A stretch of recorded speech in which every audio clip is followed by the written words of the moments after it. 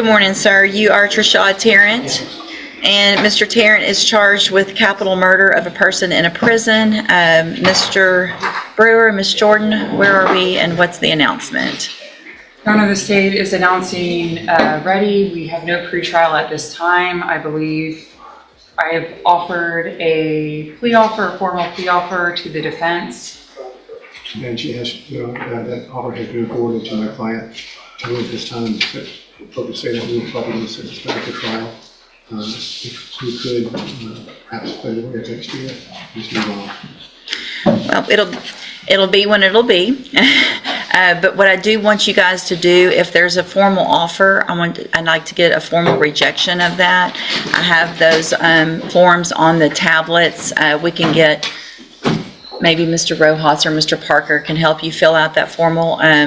If you don't want to accept a plea agreement, I'll go through that today. Once we do a rejection, the case is placed on the trial docket. Typically, I don't accept that same plea agreement. You can plea open to the court. It could be something different unless there's new information that either of you get between now and then. So once it goes on the trial docket, it'll be expected to go to trial, or it'll be something different because of some information that you guys received. So I'll hold it. If you want to grab one of those tablets. Mr. Rojas, would you mind helping? Thank you very much, sir. And as soon as you do that, I'll go through all of that, bring you back up, and then we'll get it set for trial and look at kind of everybody's, how long we think that might take, and then we'll schedule it around that. But we're definitely not anywhere close to looking into February. We're looking at this year probably, based on our, unless there's some big reasons, but we'll see where we get. Okay? Okay. All right. I'll hold it while y'all get that taken care of. Good morning, ma'am. Are you Lisa Pratt? I am. And Ms. Pratt, this is your initial appearance. In cause number 24, DCCR 1460, you're charged with the state jail felony offense of theft with previous convictions, and that's from April 1st of 2024. Since you've made bond in your case, have you had an opportunity to try to hire a lawyer? They assigned me a lawyer. They did. So when you're in custody, we give you a court-appointed attorney, but now that you've bonded out, what I do is expect you to at least try to hire your own. So I'm going to reset your case for about 30 days to give you some time to try to hire someone. Okay. If you get someone hired before the next court date, just bring the reset notice that you get today to that lawyer. They'll tell you what to do. If you're unable to hire someone before the next court date, then I'm ordering you to visit with at least 3 lawyers. They all charge different amounts. They have different payment plans. You need to bring me back the names of the lawyers that you've talked to, so I know you're trying. Okay. If you don't do that, then when you come back, you run the risk of me raising your bond for not following that court order. Do you understand? I do. And are you working? I'm on disability. You are. If I test you this morning, you can have anything in your system? I do. No. Have a seat in the jury box. Let's double check what you got in there. Have a seat in the jury box. Good morning, ma'am. You're Precious Eaglin? And Ms. Eaglin, you are here on 2 cases, initial appearance. In cause number 25, DCCR 0317, you're charged with the 2nd-degree felony offense of assault on a peace officer. And in cause number 25, DCCR 0318, you're charged with the 2nd-degree felony offense of aggravated assault with a deadly weapon. Since you've made bond in your case, have you had an opportunity to try to hire a lawyer? I spoke with Mr. Burbank, but I haven't officially hired him because I'm talking to somebody else. Okay. It's like the amount he wanted as well, so I'm need to call somebody else and see. Okay, so what I'll do is give you about a 30-day reset to either get Mr. Burbank or someone else hired. If you get someone hired, just bring the reset notice that you get today to that lawyer. They'll tell you what to do. Yes, if you're unable to hire someone before that next court date, then I'm ordering you to visit with at least 3 lawyers. They all charge different amounts. They have different payment plans. Bring me the names of the lawyers that you talk to when you come back so I know you're trying. Then we'll discuss your options. Okay. If you don't do that, then when you come back, you run the risk of me raising your bond for not following the court order, and you would go back to jail. Do you understand? All right, step in front of the clerk. She'll give you that reset notice. Good morning, sir. You're Zachary Turner? Yes, ma'am. And Mr. Turner, this is your initial appearance. In cause number 24, DCCR 2197, you're charged with the 1st-degree felony offense of fraudulent use or possession of identifying information, and that is from April 22nd of 2024. Since you've made bond in your case, have you had an opportunity to try to hire a lawyer? Capital murder inside a prison, that's about as serious as it gets. The judge wastes no time laying down the groundwork, but listen closely, the tone's calm, too calm. That's the kind of composure you only hear from someone who's handled monsters before. Okay. Looks like you also have prior felony convictions, so it's going to be very important that you try to get someone hired. What you're charged with is extremely serious, obviously. So what I'm going to do, Mr. Turner, is reset your case for about 30 days to give you some time to try to hire someone. If you get someone hired before the next court date, just bring the reset notice that you get today to that lawyer and they'll tell you what to do. If you're unable to hire someone before the next court date, then I'm ordering you to visit with at least 3 lawyers. They all charge different amounts. They have different payment plans. Bring me back the names of the lawyers that you've talked to, so I know you're trying, and then we'll discuss your options. If you don't do that, then when you come back, you run the risk of me raising your bond for not following the court order, and you would go back to jail. Do you understand? Yes, ma'am. All right, step in front of the clerk. She'll give you the reset notice. Good morning, sir. You're Joshua Mays, and Mr. Mays is on probation for burglary of a habitation. Motion to revoke has been filed. What's the announcement? Your Honor, if the court would entertain going through the motion with your please, and then I'll get an updated pre-sentence. There's no agreement. No, Your Honor. Mr. Mays, would you please raise your right hand? Do you swear or affirm the testimony you're going to give in this hearing will be the truth, the whole truth, and nothing but the truth, so help you God? Thank you. And will he waive the formal reading of the motion? So late. Mr. Mays, in cause number 20-36100, I have a motion to revoke your unadjudicated probation. Shows that you were placed on probation September 13th of 2021 for burglary of a habitation, and that was a 3-year deferred probation. Is that correct? So it alleges in that probation, or in that motion, that you violated your conditions of probation. Count 1 alleges that you failed to report to the probation department as required for the months of October and December of 2024 and January of 2025. And is that true or not true? Count 2 alleges that you failed to provide verification of participating in the GED program. Is that true? Just today, it's just true or not true, and then we'll get explanations later. It's not true, okay. Count 3 alleges that you failed to provide verification of entering and successfully completing the moral recognition therapy, that MRT program. Is that true or not true? And count 4 alleges that you're behind in your court-assessed fees. As of January 15th of 2025, you were $3,685 behind. Is that true or not true? All right, did you enter your pleas of true to counts 1 and 4 freely and voluntarily? Speak up, please. And did you plead true to those because they're actually true? All right, then I'm going to find that you entered your pleas of true to counts 1 and 4 freely and voluntarily. Find those counts true. Find sufficient evidence to find you guilty and revoke your probation, but I'm going to reset your case so that we can have a sentencing hearing. I'll get probation to do an updated report. Looks like we probably will only need a probation officer, so we can do that on a normal day. Yes, shouldn't take long. Shouldn't be difficult. All right, and so you need to stop and talk to probation on your way out of the courtroom so that they can make sure and tell you what you need to do to get ready for that sentencing hearing, okay? All right, we'll see you back then. Good morning, ma'am. You're Dale Johnson, and Ms. Johnson is charged in 24 DCCR 1570 with indecency with a child by sexual contact, in 24 DCCR 1571 and 1572 with aggravated sexual assault of a child. And Mr. Johnson, what is the announcement? Not ready, Your Honor. Our investigation continues. We have served subpoenas on 2 school districts. We're awaiting those records. I understand we're also awaiting some records from the Texas Department of Family and Protective Services. Got an Okay, agreed order, court signed. okay, that should be, that was signed back at the end of February, and I see your subpoenas. All right, so let's do this. I'm going to do maybe a 45-day reset instead of a 30. Hopefully, we'll get somewhere on all of those documents, the CPS as well as what you've done, and see if we can get an announcement at that next court date. Make sure you stay in touch with Mr. Price. He'll let you know when you need to be back. All right, thank you. Good morning, you're Tyreek Flanagan. This part might sound procedural, but it's a turning point. The judge is basically saying take the plea now or face the full heat of a trial once it hits the docket. Mercy's off the table. And this is cause number 23 DCCR 2310. Mr. Flanagan's charged with indecency with a child by sexual contact. What is the announcement? Your Honor, we've gone back and forth with this quite some time. We have.